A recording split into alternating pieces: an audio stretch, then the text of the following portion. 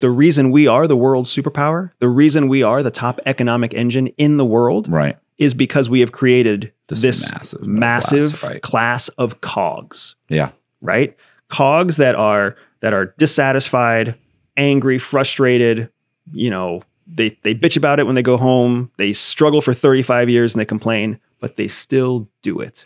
You know what's funny though? You go to any other foreign country out there and what you'll find is that the lack of cog-based education becomes a massive drain on their economy. Right. And they would die to be in that position in the United States. What's funny is it's so funny because it's just circumstantial, because the same people that are middle class today, or even lower middle class, 100 years ago, like the Rockefellers, these people are all living better than them. They say, oh no, they don't have as much money. It doesn't matter. They have dental care. They're not going to, they have medical. They're going to live twice as long. I forget which, like one of the Rockefellers lost like 3 kids. I don't know if it was a Rockefeller, but it was one of these guys that like, he lost like 3 kids and his wife, like to diseases that now you go to the doctor and they'd be like, here, take these pills for 10 days. You're good. You know, what are you talking about? And they won't, because we'll only take our pills for 7 days and then we'll feel better because we know more than the doctor, right? It's insane, because you're exactly right? Dental technology of the 1950s, dental technology of the 1920s pales in comparison to what we get right now on your employer's health insurance plan. Yeah. Well, and YouTube, entertainment, like across the board, your life is so substantially better. But you know, people, it's because it's so available and cheap that they don't appreciate it. Yeah, they don't understand it. You go to prison for 10 years, get out and be like, I'm walking around with my cell phone like, oh my God, this is amazing. There are boobs right here. I could watch anything. So, and I could find anything. That's the availability heuristic, man. That's exactly what we're talking about. When you're surrounded and inundated by cheap entertainment and boxed wine and anything that you could possibly want, it's all available to you. Right. So then you think it's something that it's not. You take it for granted. Yeah. You assume it's either less important or more important than it really is. Like that's all part of that cognitive bias that distorts your point of view. Well, I have guys with YouTube, since this is something we have in common, with the YouTube thing. It's funny. I'll meet these guys that are like, oh, you're doing a YouTube channel? Oh, and I'm like, yeah. And they're like, what else do you do? I'm like, no, it's like paying like all my bills. Like, it's great. It's actually working. Like, it's working.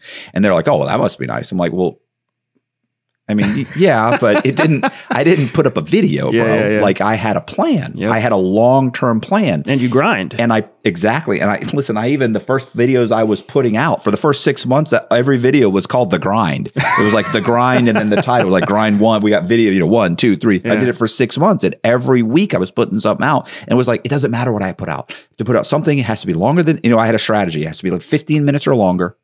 So it's 15 to 30 minutes every week, and it doesn't matter what I do. I have to put it out. Why? Because YouTube the algorithm wants consistency. Yeah. So I was putting them out constantly. I was coming up with a decent thumbnail. I watched 10 videos on what a thumbnail looks like. I had this long-term strategy, and it's like, well, how did you know it was going to work? I didn't know it was going to work, but it doesn't take that long. And I didn't have anything else going on in my life. And because I'm an ex-con. Right. Like, it's either this or McDonald's. Right, if it I'm going to take my chances on this. I'm not in any worse position. Like this takes an extra 5 hours, and I was editing the videos myself. It's like, and I got to that point, and I remember even saying, I can do this for so long, and then I am going to have to get to a point where I'll be out of material, and I have to start interviewing people, other criminals. But at that point, I want to have like a 3-camera setup, right? Mm-hmm.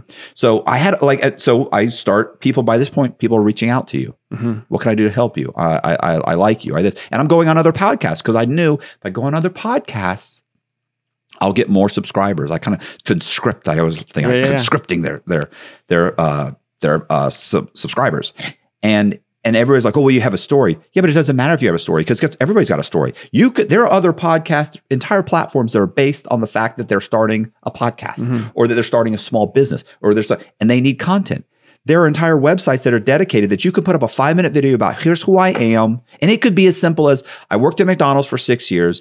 I don't like where my life is going. I don't want to go to college for 4 years. It's not what I want to do. I dropped out of high school. I talked to my mom. I don't know. You just tell a silly story that you think this is nothing. Yeah. And this is what I'm doing. And I'm trying to build my YouTube channel. And I've got 300 subscribers, and half of those are my relatives and friends.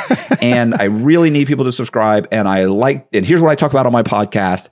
I'd like to come on your podcast and talk about being a podcaster. Yeah. And if you put that out there, believe it or not, you'd probably get 4 or 5 different interviews from other YouTubers about your channel, and it would grow. And people don't realize that. You just have to be consistent, and it grows and it grows and it grows. Yeah. You know, what's really funny is, you know, in human intelligence, what we call human in CIA speak, right? There's different types of intelligence. There's signals intelligence and measurements intelligence and imagery analysis and all sorts of different intelligence. But human intelligence, where you're actually collecting secrets from human beings, we call that human. And there's this concept in human where we say everybody's worth a cup of coffee. That's the same thing as you got to kiss a lot of frogs in business, right?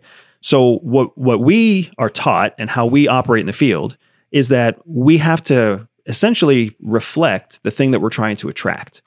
So we're trying to attract spies.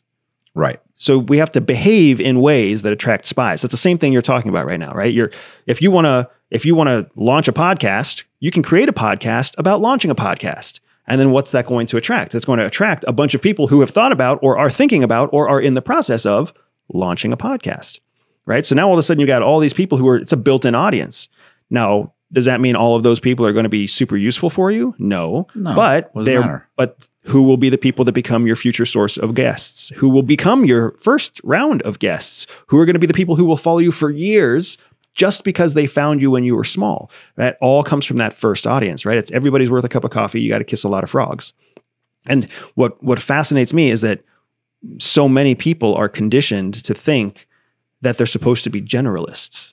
You're supposed to be good at everything, right? You go to public school, you go to private school. You have how many classes? There's like 11 classes that you have to take a year. You take sociology and you take social studies and you take math and you take science and you take chemistry and you take algebra and you take gym and you take art. You're not good at any of them. Like you're getting exposure to all of them. Right. Specifically to make sure that you're not really good at any one of them. And if you want to get good at one of them, then you're supposed to go to college. And then when you go to college and you want to pick your major, you still have to take a bunch of core courses before you even qualify to start focusing on your major. Why? Because college is a business, and college has learned that why would they let you take 6 classes and make you a master of fine arts when they can force you to take 24 classes to pull out $85,000 from you and you still get the 6 classes that you were looking for? People don't realize that if you can just niche down, if you can just focus on the thing that you care about and you reflect what you want to attract, you're going to have in just this rich, small pool of assets that take you wherever you need to go. The concepts that I learned at CIA have become the bedrock of all the concepts I use in business, which could be good or could be bad. I'm not sure which one it is.